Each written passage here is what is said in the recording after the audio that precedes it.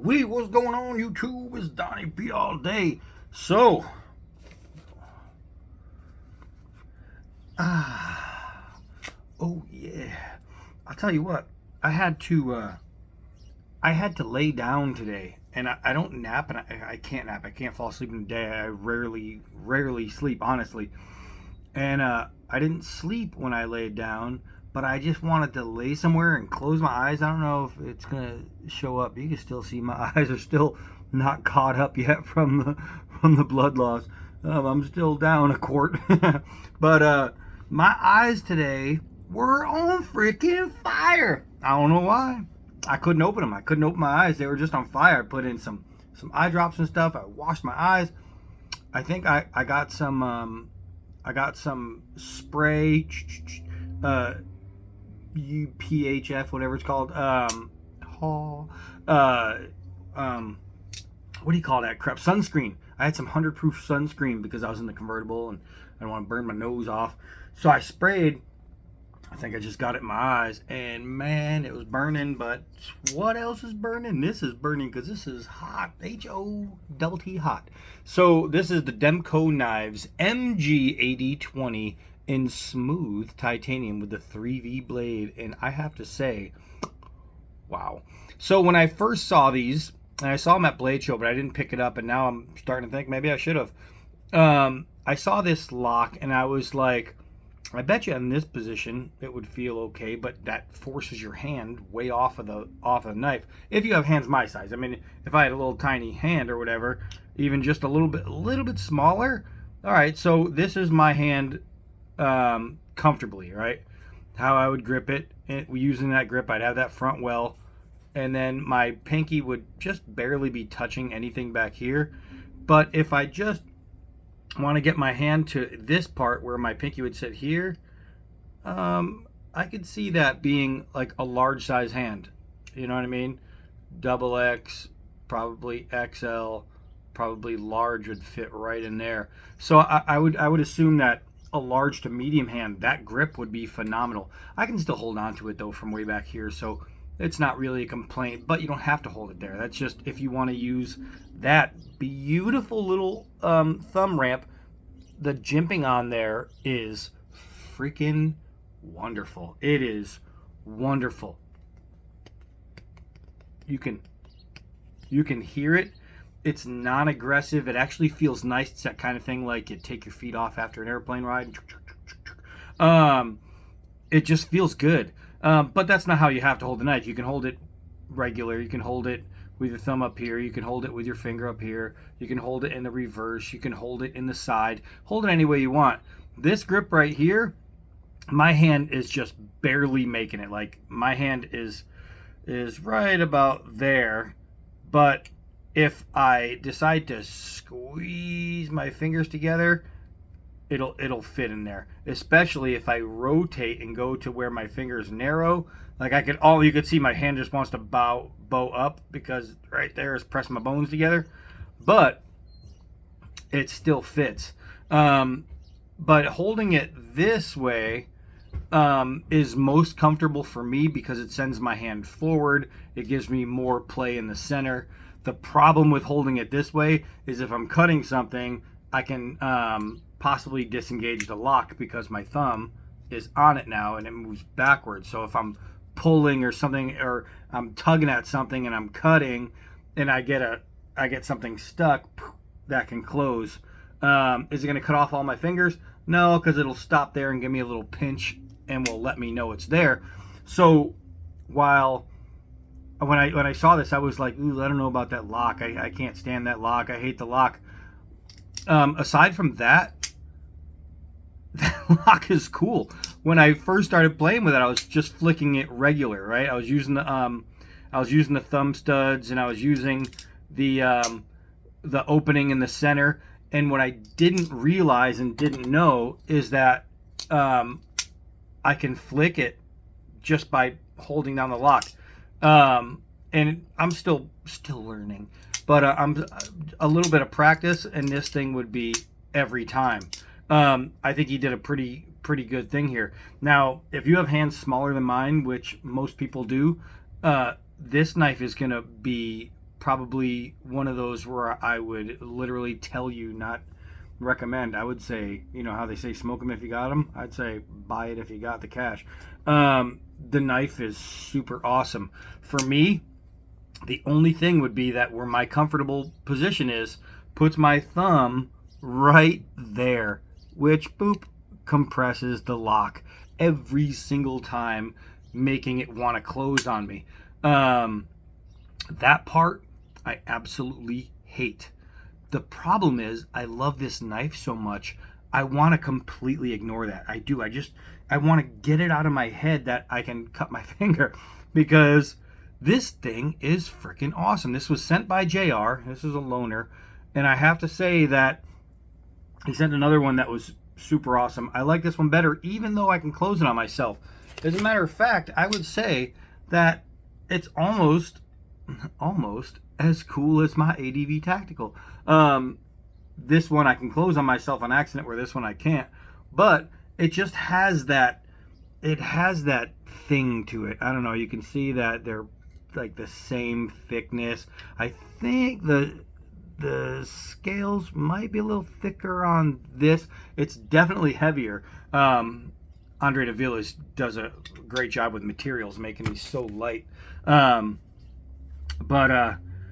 this thing, even if like I put my thumb here and just pull my fingers up, like it has this slanted part, so I'm really not out of the woods. But if I hold it here, I could see using this all day comfortably. All day. Like if you give me a day's worth of knife tasks and I put my hand back here where I can't close it on myself because now I'm actually pressing the lock here, I would have no problems. My only issue would be my hand size holding a grip here and having that happen. So, but the good thing is, for the most part, you're cutting this way, so I wouldn't have to worry so much. It would be if I get caught in something, and then it's going to get there and probably not cut me. You know what I mean? So even the bad part of this knife isn't still that bad. I have to say that Demko absolutely killed this thing. Let's quickly go over the specs, and I'm not going to beat on it because it's JR's blade. And I have to say that if I was JR, well, I would be sitting in this direction. I don't know what I'd be like if I was JR. I'm not JR. But if I was JR, I'd know that I love this damn thing, and I wouldn't want somebody absolutely destroying it or weakening it. Because even if it can take it by beating on it, it can weaken pieces over time. And why would I do that? But you can see the lock bar goes all the way down to here, creating kind of a spacer, which I think is really, really good. This thing is just crazy cool. Very, very good knife. The spec. So what we're gonna do is I'm gonna go outside, and like the other one, I pop on a little 1-inch forestry. I think I want to do the same thing, because if it was my knife, I wouldn't want to send it to some yokel and have him, even though he's not going to break it, possibly make it less strong over time. If it's going to weaken over time, I want to be the weaken my own knife. I don't want somebody else to do it. So here we are. Both of us lonely. Where did the stats go? Here it is. All right. So it's limited, one per household. Like these are production made, limited production made. So you can't just go out and buy them out, and then, because what'll happen is one guy will go out and buy 50 of them and sell them out, and then they'll be worth more money because there's no more left. And that's kind of a jerk move, but it happens all the time with a lot of different products. Okay, so we have MG AD20 drop point 3V blade. The blade itself is 3.6 inches. The overall length is 8.6 inches. The smooth titanium, which we went over, 3V, which we went over, weight is 8.2 ounces. Closed is 5 inches. I want to see what the inside grip is, because it's oddly small for a 5-inch 5-inch grip. Oh, that's why. Okay, so it's like 3 3/4 on the inside grip.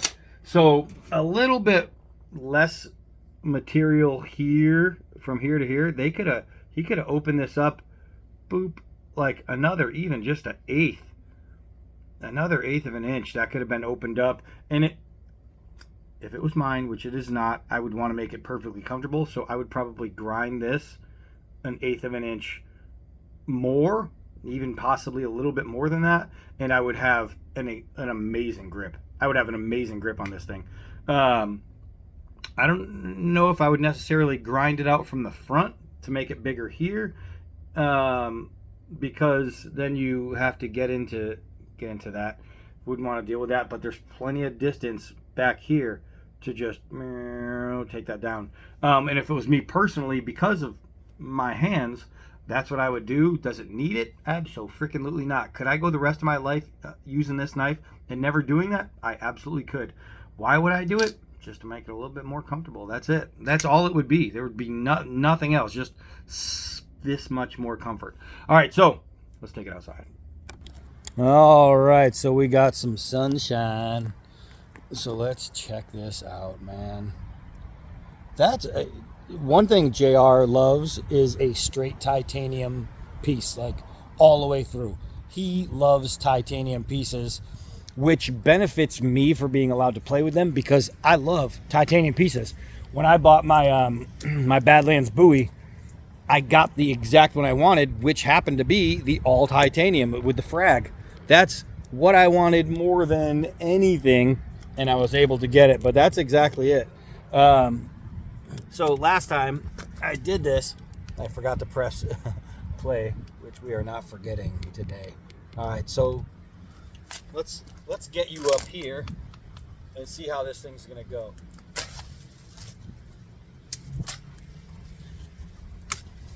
Golly, that's a nice cut. That is a nice, smooth, clean cut. All these are coming over the driveway, and these trees are basically a weed. So for all the people who whine about that, well, first of all, I don't care. Second of all, yeah, it's a weed. It has to go anyway. But look how smooth that is. The edge is wonderful. I wonder, I never tested how sharp it was. Let's see. Which is crazy because the last, whoa, they're blowing all over the place. That's shave sharp. That is 100% shave sharp. Which is funny because the last knife that I tested, it was shave sharp, super sharp. And I mentioned that. I was like, I don't even think he uses it because it was so sharp. And then he comments, he's like, oh no, I use it. He's like, he didn't even know if he sharpened it or not. So it was just happened to be a great edge. And this one, I'm guessing he's probably used, and it just happens to have a great edge. Listen, you hear that? That's not milkweed. Milkweed is really soft and stuff like that. This is wood. Look at that. right to the skin on the end. But you see, that's wood. This thing is just cruising right through. Let's see. I got another one right here. Golly. This knife is nice. This is completely different right here. This is the one that has those little micro, they're kind of like thorns. They're little mini ones. And just grabbing it like this is stupid. Because now they're in my hands. I can feel them. But, you know, we got to make a video. So sometimes you got to dedicate yourself. All right, so let's see. I got another 1-inch forest tree growing here. I got vines in it. Oh, there goes the vines. There we go. I mean, this thing is crazy cool. I got vines everywhere out here. And this knife, I mean, if anybody lives in an area where you have thick vines and stuff that just grows everywhere, you understand my plight. This thing is super, super nice. I know I shouldn't be cutting a bunch of stuff with it, but I just want to keep cutting with it. Sorry, JR. It's really, really nice. He doesn't mind. As long as we don't break him, he's okay. But I definitely, you know, want to keep everything good on it. Oh my gosh, that's a pretty nice vine right there. I expected to have to pull hard, and I didn't. The knife is just good. Yeah, guys, Demko Knives. I have no ties with Demko. I never met Andrew. We never had a hang. He's not a buddy. But I can honestly say you should buy one of his knives. One of my all-time favorite knives, the 4max, was designed by Demko. I would rather have one made by Demko than Cold Steel, but I have the Cold Steel 4max. Demko he's a magician.